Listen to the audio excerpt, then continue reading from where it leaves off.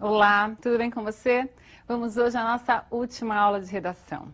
Vamos falar sobre uma questão delicada, a diferença entre gêneros literários. Qual é a diferença entre poesia e prosa? Você consegue delimitar quais são as características de uma e outra? Não é tarefa fácil, inclusive entre os teóricos, entre os acadêmicos, não é? O que se pode dizer que é sempre poema? Fácil. É uma estrutura em que se aproveita apenas parte das linhas e se busca um ritmo. É isso mesmo? Essa é uma forma de você definir a estrutura do poema, mas todo poema traz poesia? Será que a poesia só existe dentro de um poema? É isso que nós vamos buscar agora revelar juntos, né? Vamos tentar entender, não de forma sistemática e pensar que é absoluto, é desta forma e não pode ser de outra. Como eu disse, é questionável. Vamos lá. Ontem, na Via Nacional, um automóvel que ia a 100 por hora se projetou contra um plátano. Os 4 ocupantes do veículo morreram. Muito bem, você viu que a forma é a forma de um poema. Aproveitamento parcial das linhas, centralizado na folha, ótimo. Mas, se nós colocarmos esse texto em prosa, que é aquela linguagem convencional, com frases organizadas na chamada ordem lógica, veremos que não há poesia nesse texto que construímos ali como um poema. Não há preocupação com o ritmo, não há preocupação com a linguagem, não há preocupação em transformar o comum em algo diferente, em algo que encante, em algo que toque de forma subjetiva o indivíduo. Perceba que a poesia traz necessariamente um trabalho de elaboração. Elaboração de ritmo, elaboração na seleção da linguagem, para que se transforme aquilo que poderia ser objetivo e único em algo universal. Leia esse texto comigo. Fiz de mim o que não soube, e o que podia fazer de mim, não fiz. O dominó que vesti era errado. Conheceram-me logo por quem era, e não desmenti, e perdi-me. Quando quis tirar a máscara, estava pregada a cara. Muito bem, a forma parece a mesma, não é? Temos ali um poema, mas você percebe a diferença no trabalho da linguagem, no ritmo, na subjetividade, né, empregada pelo autor, na escolha de tratamento do assunto, né? Veja que ele diz, ele fala em máscara, ele fala em buscar-se, ele fala em ter se perdido. Seria possível falar isso de maneira objetiva e tocar a todos? Como fazer esse trabalho, não é? Como trabalhar a linguagem de forma a torná-la universal? Bem, procurei sistematizar e vejam que não é de forma absoluta, mas é uma sistematização que servirá como orientação para que você consiga distinguir o que é poesia e o que é prosa. Há elementos formais? Sim, mas não só formais. Há elementos que são subjetivos. Leia essas orientações. A poesia vai trazer como características expressão subjetiva das coisas do mundo, linguagem elaborada não como expressão gramatical normativa, mas em favor do que o poeta quer sugerir ao leitor. O poema pode ou não ter rimas, métrica. As estrofes poderão ser irregulares. Há formas tradicionais que hoje já não guiam os poetas. Veja, nós conhecemos os sonetos, por exemplo, conhecemos as odes, por exemplo. Em aulas de literatura, a professora certamente comenta essas formas fixas de poesia. Hoje já não há essa preocupação em colocar a poesia dentro de um único formato. Hoje, quer-se usar a palavra da forma mais livre possível. E o que é um texto em prosa? Veja lá, expressão convencional da escrita. Normalmente, você escreve em prosa. A organização da linguagem é tendente a seguir as normas gramaticais. Preocupação com elementos exteriores ao autor, organizados dentro de uma coerência textual, mais centrada no objeto, no não eu. Muito bem, acompanhou aí essas orientações gerais para que você possa distinguir poesia e prosa? Veja, no seu vestibular o que será pedido será uma dissertação em prosa, porque é muito difícil avaliar um texto em forma de poema, Quando se pede uma poesia, é muito difícil se dizer essa poesia vale 10, ou vale 9, ou vale 8. Depende do efeito que causa naquele leitor. Tudo bem? Então você fará uma dissertação em prosa. É assim que se pede no vestibular. Um outro texto muito interessante é a crônica. E a crônica é um texto em prosa. É um texto não pedido em vestibulares para que você construa, mas há elementos que, se você souber aproveitar, trará para a sua dissertação mais originalidade, mais criatividade.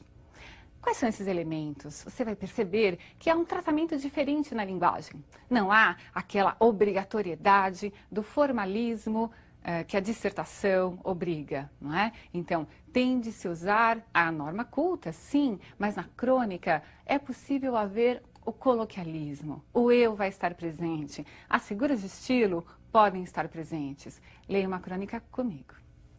Todos nós queremos ser canibais. Eu ia escrever um artigo sobre o atual canibalismo político no Brasil, sobre o campeonato de denúncias para saber quem é mais ladrão, ao som de procuradores sapateando em fitas como bailarinas espanholas, mas cansei e resolvi ir a Real Thing e escrever sobre o canibal Hannibal, criação luminosa do Anthony Hopkins, agora no filme de Ridley Scott. Cada vez somos mais como ele, no darwinismo social que se instala. Já somos mais sozinhos, mais avessos à compaixão, mais frios. Para sobreviver, precisamos não ver o sofrimento dos outros, a injustiça e a desigualdade. Queremos ser tocados pela graça da impiedade. Daí o fascínio do assassino.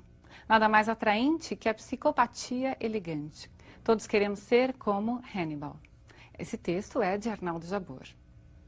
Essa crônica é chamada reflexiva, a partir de um fato real, que é falar de um filme, né, do novo filme, a continuação do filme O Canibal. O Arnaldo Jabor decidiu falar sobre o canibalismo na sociedade. É uma associação livre que ele decidiu fazer. Há aí comparações, há figuras de linguagem presentes, não é? Nós percebemos que o eu, logo de início, desponta. O Arnaldo Jabor assina o texto e se coloca nesse texto. Essa é a característica da crônica, não ter uma única forma, mas o coloquialismo e o aproveitamento de um fato cotidiano, isso você pode guardar aí como uma maneira de delinear a crônica. Vejamos outro estilo de crônica. À beira de um ataque de nervos. Por que estou à beira de um ataque de nervos? Ah, meus caros amigos, por não sei quantas razões, como aliás, muitos de vocês certamente estão. A primeira é meu ganha-pão, ou seja, os caraminguás que botam em minha conta bancária em consequência de me pagarem para eu escrever e comprarem meus livros. Passo de 8 a 12 horas por dia em frente a este monitor, que presentemente encaro. E sei que não vou conseguir, continuo achando que ninguém vai, cortar os tais 20% exigidos. Creio que vou ter de mudar de profissão, principalmente se fizer um dia quente, porque aí o computador exige ar-condicionado. Deus que me livre de tal transe, porque, então, serão 6 dias de suspensão em castigo por minha irresponsabilidade. Não tanto por causa das crônicas, que poderão mudar de dia de escritura, e sempre haverá algum amigo a cuja casa eu possa ir para escrevê-las. Mas, quanto aos livros, é impossível. Às vezes, só um dia de interrupção pode fazer todo o trabalho desandar.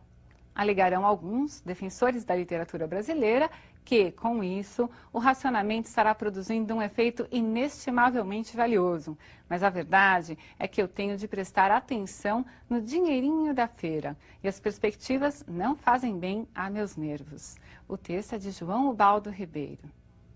Você conseguiu perceber como o João Ubaldo Ribeiro se sente à vontade escrevendo aí a sua crônica? Ele está falando sobre o próprio ofício de ser escritor, de ser cronista, e usando um fato cotidiano, que é a questão do racionamento de energia. Ele partiu deste fato, mas falou do ofício dele, não é? Ele precisa escrever, ele quer escrever, e o racionamento irá atrapalhar na sua no andamento da sua função, do seu ofício. Essa característica presente de o autor falar sobre o próprio texto é a marca da metalinguagem. Então, através da própria linguagem utilizada, o autor constrói o texto. Ele usa a crônica para falar da crônica. Tudo bem? Conseguiu perceber isso? Vamos ver então mais um tipo de crônica, mais próximo de você certamente. É a crônica esportiva. A partir de um fato esportivo, cria-se um texto. O Brasil desconfiava, apenas desconfiava, mas não sabia, como ficou sabendo agora, que um punhado de filhos seus nasceu com mãos de ouro. Mãos que afagam e que apedrejam, como diria o poeta. Mãos de Maurício, que tecem com dedos mágicos bolas de algodão. Bolas de fogo, Marcelo Negrão. Bolas de ferro nas mãos de Carlão. Bolas de morte nas mãos de Giovanni. E eu que pensava que os meninos da nossa terra só gostavam de brincar com bola que rola de pé em pé, no terreno baldio das peladas. Pois eles acabam de encantar meio mundo jogando com as mãos uma bola arrasadora contra as mais poderosas equipes olímpicas. Texto de Armando Nogueira. Você percebeu, então, aquela característica do aproveitamento de um fato cotidiano, que é o desempenho da brilhante seleção de vôlei, não é? Para se falar de de uma coisa maior, não é? Mais ampla, que é a questão dos atletas que estão por aí na nossa sociedade, né, a serem descobertos. Então, eles assim, no Brasil não há só os meninos que jogam peladas, né, os pés que são de ouro, as mãos de ouro. Nós temos aí também um recurso de estilo. Observe que ele utilizou as mãos para falar dos jogadores, para falar do todo, é a tal da parte pelo todo. Nós já vimos essa figura, a sinédoque, lá em figuras de linguagem, nas figuras de estilo. Percebeu? Então, esse uso você pode fazer no seu texto, mesmo sendo um texto dissertativo. Mesclar a linguagem figurada com a linguagem objetiva pode tornar a sua dissertação mais interessante. Um dos elementos a serem avaliados no vestibular é a originalidade com a qual você trata o tema. E essa originalidade no tratamento aparece também na linguagem que você vai utilizar para elaborar o seu texto. Então, quais são os elementos da crônica que podem escorregar e aparecer na sua dissertação? Um pouco de figura de linguagem, a criatividade. Esse eu falando por si não pode aparecer. A sua dissertação não deve ser subjetiva, ela deve tratar o tema de forma objetiva. É o assunto, é o elemento exterior que é importante, mas os recursos linguísticos é que você pode aproveitar. E é possível que haja uma crônica para que você a interprete lá no vestibular. Combinado? Um grande abraço para você e até!